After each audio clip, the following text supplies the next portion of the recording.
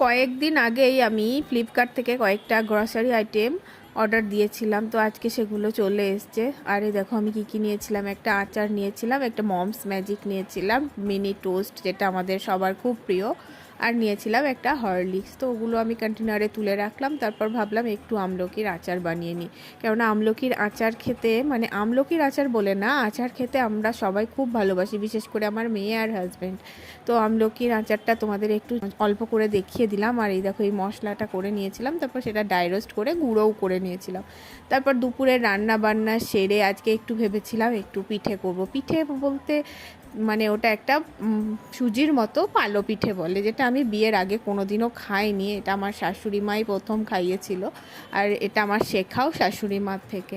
তো খুব ইজি লাগে আর আমার খেতেও খুব ভালো লাগে, তাই পিঠেটা বানিয়েছিলাম। তো আজকের ভিডিও এটুকুই, দেখা হচ্ছে তোমাদের সাথে নেক্সট ভিডিওতে। টাটা।